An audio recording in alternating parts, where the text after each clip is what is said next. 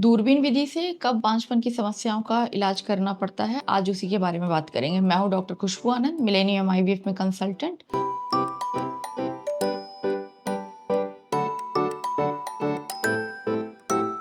हम लोग जब कई बारी ऐसे पेशेंट्स जो अपने अल्ट्रासाउंड वगैरह करा चुके हैं, उनका फॉलिकुलर स्टडी हो चुका है और ऐसा लगता है कि मेरे एग्स तो बन रहे हैं, हस्बैंड का सीमेन क्वालिटी भी ठीक है, बट फिर भी प्रेगनेंसी नहीं रुक पा रही है। तो इन कंडीशन को हम अनएक्सप्लेन्ड इनफर्टिलिटी कहते हैं। सो बेसिकली सारे टेस्ट आपके नॉर्मल हैं, फिर भी किसी न किसी कारण से प्रेगनेंसी नहीं हो पा रही है। तो ऐसे में कई बारी हम लोगों को एक बार दूरबीन से, क्योंकि अल्ट्रासाउंड कई चीज़ों को नहीं देख पाता है, तो उसके लिए हम लोग कैमरा में फिट करके दूरबीन विधि से वो डायरेक्टली आपके बच्चेदानी, अंडेदानी और बच्चेदानी के इनर लाइनिंग को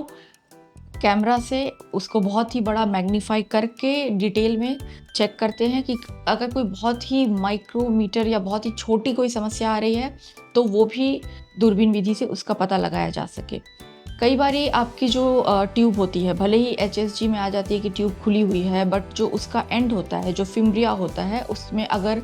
एडहेशंस है वो आपस में चिपके हुए हैं या उनमें स्वेलिंग है, तो उस वजह से भी प्रेगनेंसी जो है नहीं रुक पाती है। अगर बच्चेदानी की लाइनिंग में कोई छोटा-मोटा पॉलिप है या फिर अगर लाइनिंग आपस में चिपकी हुई है, कोई फाइब्रॉइड है या बीच में कोई सेप्टा आ रहा है, तो भी प्रेगनेंसी में कई बारी दिक्कत आती है, जबकि रिपोर्ट सारे नॉर्मल आते हैं। तो उन कंडीशन में हम लोग हिस्टेरोस्कोपिक्स या तो सेप्टोप्लास्टी करना पड़ता है, या अगर पॉलिप है तो पॉलिपेक्टोमी से, या फिर कई बारी एंडोमेट्रियल स्क्रैचिंग, मतलब अगर लाइनिंग जनरेट नहीं हो पाती है तो एंडोमेट्रियल स्क्रैचिंग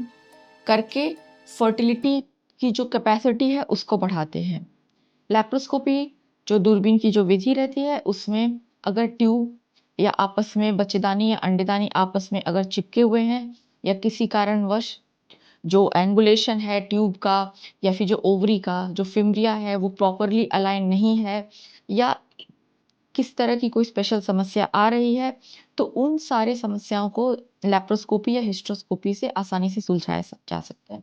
तो बहुत बारी अगर आपको डॉक्टर कहते हैं कि अनएक्सप्लेन इनफर्टिलिटी है, तो एक बारी लैप्रोस्कोपी या हिस्ट्रोस्कोपी करके चेक कर लेते हैं कि क्या प्रॉब्लम आ रहा है। तो इस विधि से आप घबराएं नहीं, क्योंकि ये एक बहुत बड़ा कोई ऑपरेशन नहीं है, इसमें बस एक छोटा पतला 1 सेंटीमीटर का जो नली जैसी एक स्कोप होता है, उसको आपके पेट में या फिर बच्चेदानी के रास्ते में नीचे से डाल के और डिटेल में हम लोग सारा चेकअप करते हैं। Thank you.